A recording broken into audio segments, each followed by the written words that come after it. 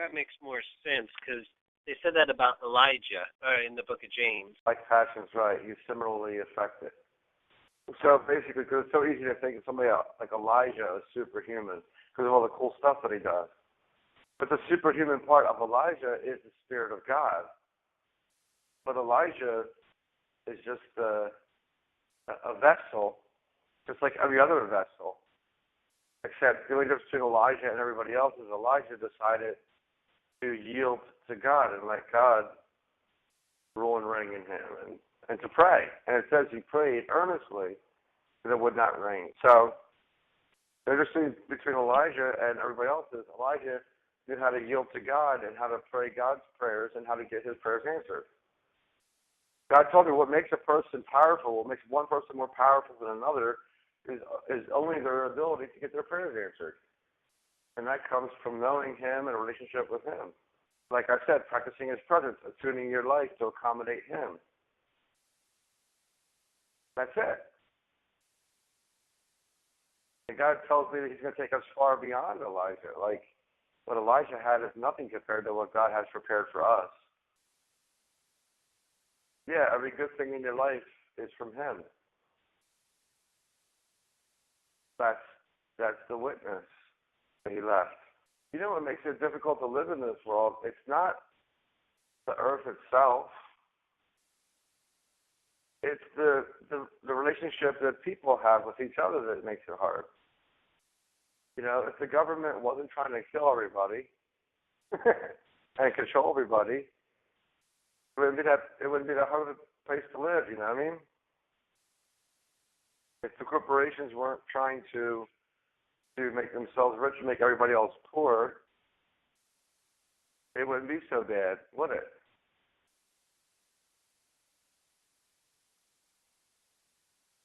I heard that McDonald's, check this out, Josh, or McDonald's just bought a bunch of, since they raised the minimum wage, or they want to raise it to $15 or something like that, that McDonald's went and bought a bunch of electronic cashiers, basically a bunch of kiosks to replace cashiers. So that's how McDonald's is getting out of having to pay a higher minimum wage to everybody. Isn't that just disturbing? Amazing the links corporations go. You know, they can make millions and billions of dollars in a company, and yet they can't spare a few million, maybe $1 billion even, to take care of its employees. Yep. So now they're going to increase joblessness in order to save their own skin.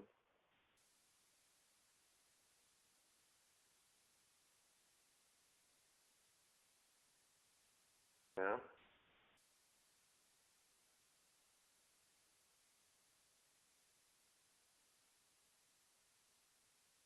But the kids coming out of college today might not even be able to get a job at McDonald's now. You know? Which is one reason why I think it's so important for me to know how to trust God financially. Yep. I wouldn't even worry about the finances so much, because every time I talk to God about finances, he says to me, what do you want to do with the finances? Like, in other words, what do you want the finances for? You know what I'm saying? And you can get some of the things that you want to use finances for, some of those things you can get without finances. So in other words, I don't know, I mean, you're asking for finances because that's what you desire, but why not ask for the things that you want to get with the finances instead? That's another option too. You know what I mean? Do you want finances for what? Food? Then ask for the food. I guess more like I use finances because it's very simple. But typically, I guess what I'm saying is the essence of receiving from God. So I do use finances because that's, to me, the easiest way to think about it, talk about it, and do it. Giving and receiving money reaches many areas of my life versus 20 bazillion different things that a car, food, gas money, this, that, like I could go to a bazillion things, or I could just say that. Well, what God told me as I was on a prayer walk, and he said, well, what do you want the money for? I told him all the wonderful things I would do with the money. And he said, you don't need money for any of that. Lord, I would bless people. You don't need money to bless people.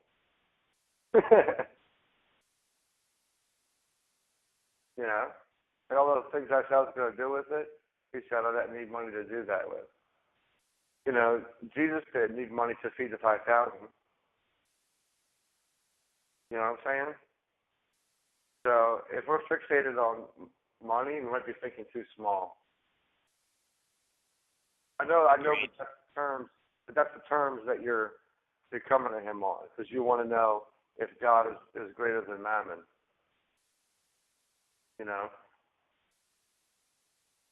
But see, God told me today, the whole money thing, the whole idea of money itself is an idea made by man. He says, come buy milk and meat and gold for me without money.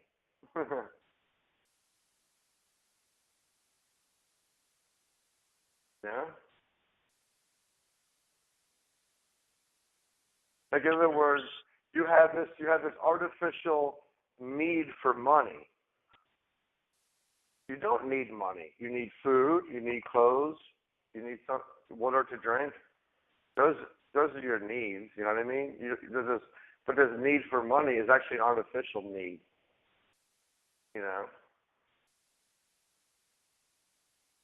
But you do need money to pay some of your bills. You do need money to pay for your rent. You do need money to pay for electricity. You do need money to pay for your cell phone. You do need money for your car. You know what I mean? But if you were living with people, like sharing the gospel house to house, and they let you stay with them, like the Bible told us to do, then you wouldn't even need a house either, because you could just stay with people that you're sharing the gospel with and setting up home churches with. If you could teleport, you wouldn't need a car. You know how to get your prayers answered, you would always be fed. You'd always have plenty of food and everything. So you could just ask God for food. And even if you have to call a squirrel to bring it to you, I think I'd rather trust a squirrel.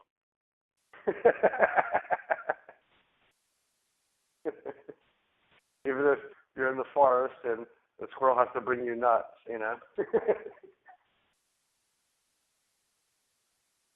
what I mean? Yep. Money, God said to me, is a man-made idea. It's artificial need. We do have legitimate needs. We do have legitimate needs, and God will meet those. And He'll give us the desires of our heart, too, I completely agree. We don't need money to spread the gospel, He said. He said, what you need to do to spread the gospel is open your mouth.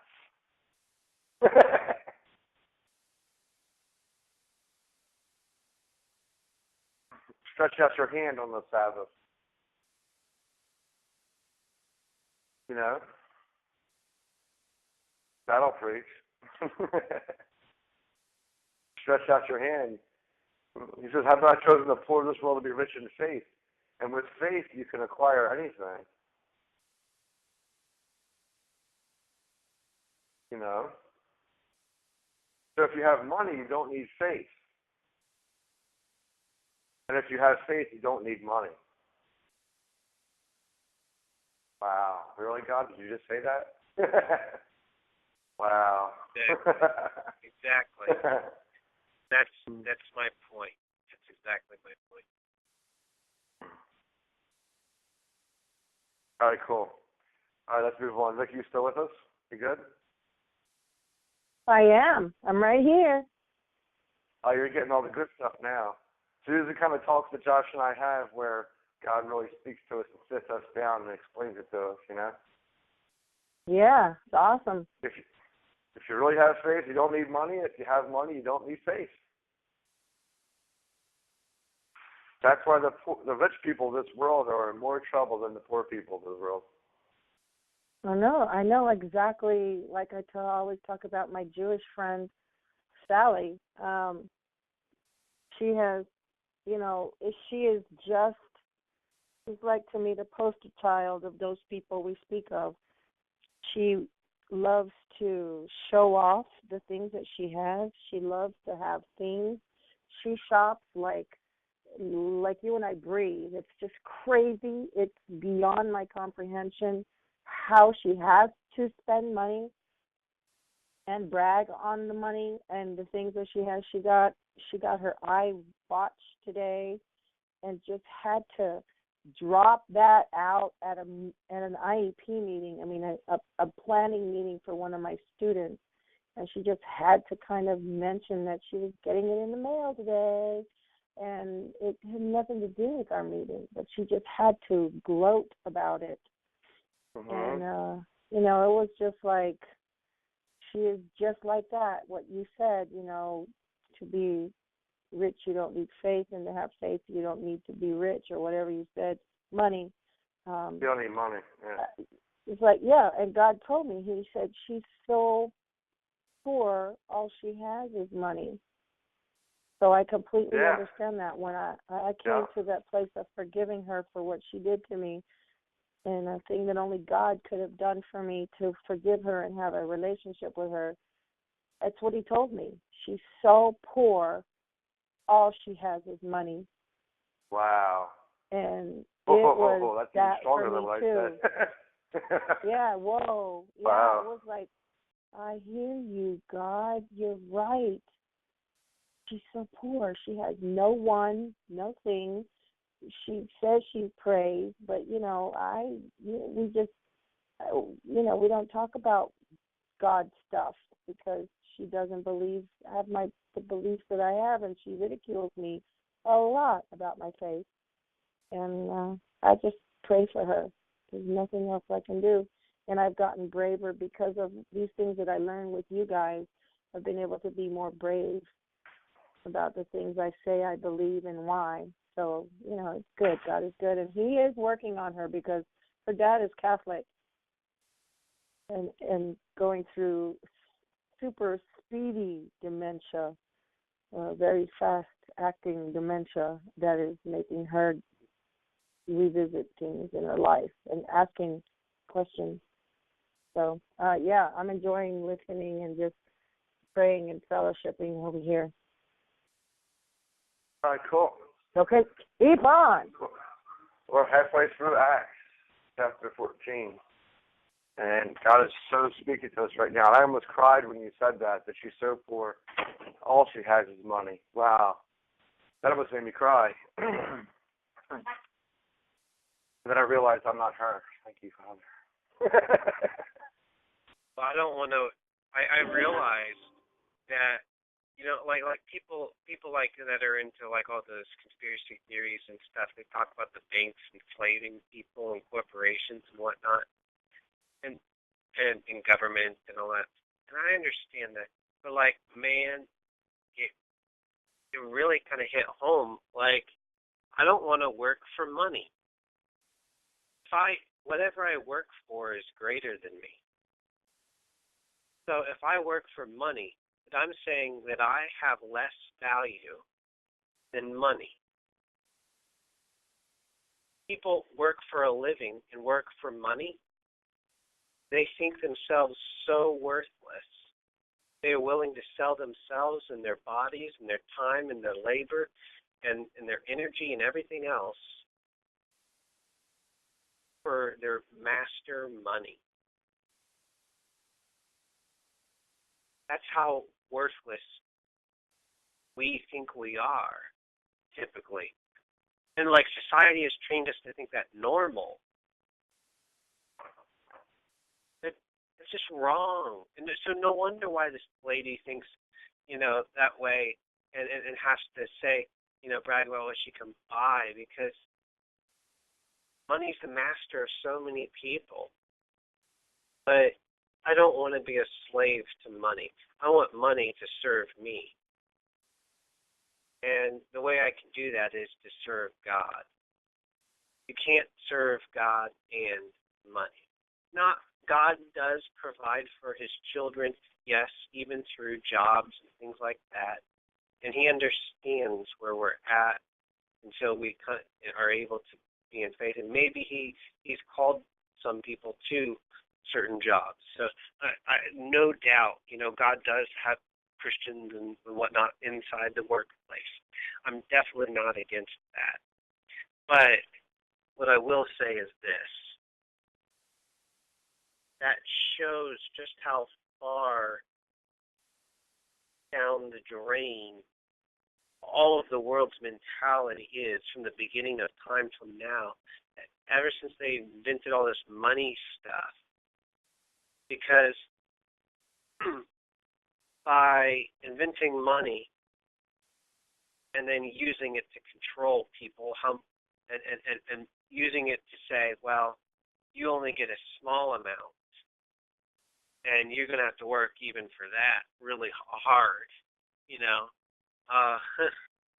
like that is literally like throwing away your body, throwing away your time, throwing away your family, throwing away almost everything, all to serve money, and mostly for and most of that money doesn't even go to you.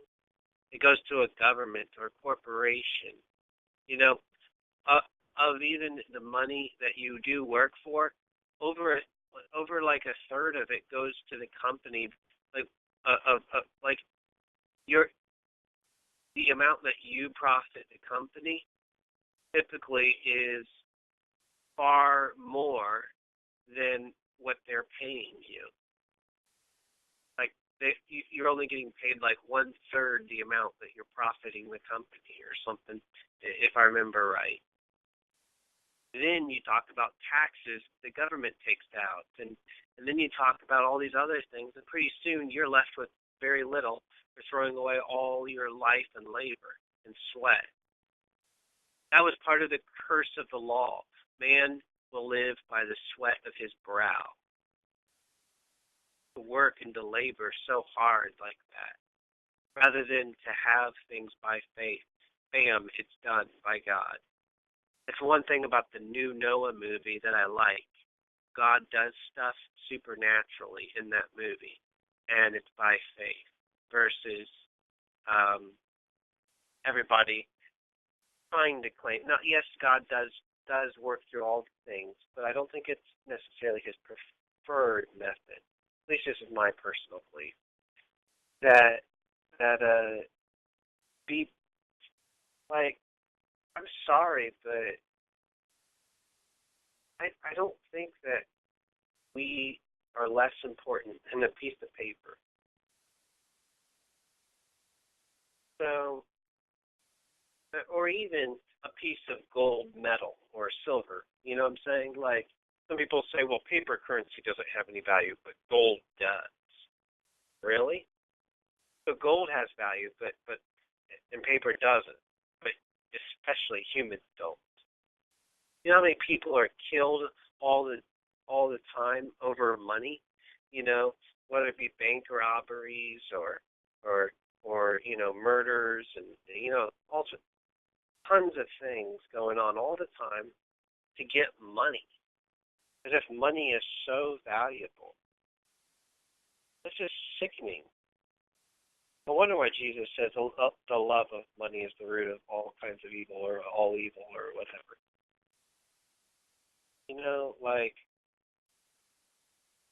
And I'm just tired of it. And for people like the Illuminati and the governments and everyone else, if one of the main ways that their main forms of controlling everything that they use is money, then if we are independent financially from them, not relying upon the government but trusting in God, then imagine they're not going to be able to say, like we have so many churches that complain about, well, if I can't. Wait, time out a second. Hey, Vicki, didn't you say that they're trying to make you teach kids how to read? Level you're in, and it's causing you stress, and if it goes against what you believe is right and everything. Well, but because they're holding your paycheck, you have to comply if you want that paycheck, right? That's correct. Yes, that's what's going on. They're controlling you for your paycheck. But if you were free to teach without relying on them, in other words, if your paycheck was coming from God instead of from them, then you could do what you believe is right, and you could be true to your heart, and you probably wouldn't be so stressed right now. That's kind of what God is saying to us. So I'm really listening to Josh here, because Josh is really speaking God's heart about our bondage to the financial system. You know what I mean? I really hate it, and the people in my life, other than you guys, have really been against it. Because the devil likes to oppose us.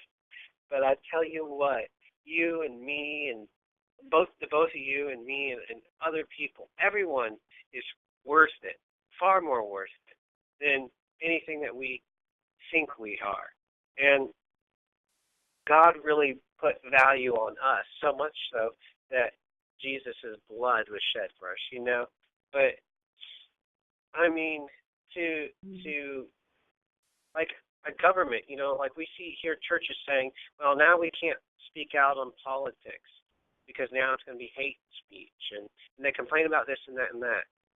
Well, I understand how that oppression is, and yes, I understand, but really, they're like, well, oh no, they might take away my tax-exempt status, my 501c3. Well, yeah, I can understand how that could be pain, but really, I guess I to some degree, maybe I should be thankful for all the doom and gloom apocalypse scenarios, because they made it so impossible for the world to be good for me to rely on that I had to turn to God, Because if I'm not able to function in society unless I take the mark of the beast and get a microchip or something like that, which I don't believe that's necessarily what's going to happen per se, although I don't. And those are already in debit cards. Those are in debit cards. It's getting closer and closer. Yeah, those things are all around. But even if, I don't even think that's necessarily, maybe they'll try to do that, maybe not. It doesn't even matter. I don't even necessarily think that that's what it's all talking about. I think those are misinterpretations of the Bible. But even so, even if that were true, well, that just makes what I'm saying even more important. That we need to be outside of the system and be able to function and live outside of this system. Because if we are depending upon them to give us life, when they start threatening our lives, well, we're over with. We have no hope. And yet my parents are so gung-ho, for instance, about being inside of the system and being part of the system so much so that they absolutely hate what I'm doing. Because they want you to stay in the system and be a good battery like everybody else. Exactly. That's the Matrix. That's the whole Matrix movie, like they put you in an incubator and they make you a battery and they suck the value out of you, they suck the life out of you until you have no life left, and then they cut you up and process you and feed you to the other battery people. Exactly. Go watch the Matrix. Watch that part about what they said about what they do to people. They literally suck the life out of you, get all the energy out of you that they can, and then they grind them up and feed them to the other people in the incubators. Yeah. Mm-hmm. They cause the wars and sin. Yeah. These people cause wars through controlling countries through money. So they own way over half of the world's wealth within a few different people, within a couple families. So pretty much within a people that you could count, within a number of people you could count on your two hands, you have probably 2/3 of the world's entire wealth being manipulated to intentionally cause war between different countries, to kill each other, to cause one thing to happen and to manipulate situations just to get what they want. What if we didn't have to? Well, now we need to support our military and do this so that we can be protected. Well, what would happen if God was our protection instead of the military? Well, now we need to, go and serve the government and work our jobs. What if Jesus was our representation, and what if God was our employer? Well, now we need a health care system like Obamacare.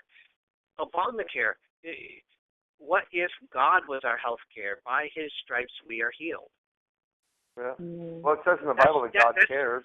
So I said, do you want exactly. God care or Obamacare? God already has universal health care at the cross.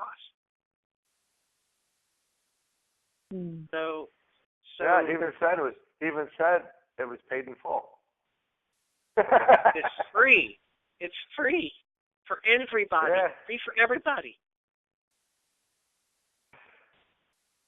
So we can either go with God or we can go with the system. One time, sometimes I stand outside the emergency room waiting for people to show up so I can pray for them. And you know what? Sometimes they want to go right past me into the emergency room. Because they're so conditioned that only the emergency room can help them.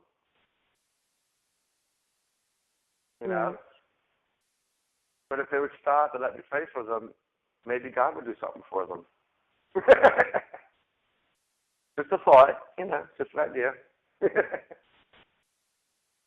So my goal, not only, this is part of God's plan for me to get to know him better, spend time in his presence, and then eventually send me out into the world preaching the gospel. I'll be doing that. But what if they take away our ability to fly on airplanes? What if they don't allow me into a country that God wants me to preach in? Well, I guess I'm just not going to go because, the government's preventing me, so the government's more powerful than God. Oh, darn. We lose. No. In order to travel, they want you to maybe I can teleport. License. If I don't have to rely upon their transportation, I can just teleport to the nation. And too bad if I don't have a passport. God gave me a passport, and it's called teleportation. You know what I'm saying? So cool. So for us to rely on the system, God understands that we're here, and he understands our weaknesses, and he understands that while we're learning. So I'm not condemning us, me, you, or anyone else for not being there yet. But what I am saying is, why are we so desperately clinging to the system, which is killing us? It's the Babylonian world system that we're supposed to come out of. Come out of that system. Come out of her, my people, right? Lest you share in the curses, the plagues, the problems that it has, all the things, you know, and we are not of this world. We are citizens of heaven.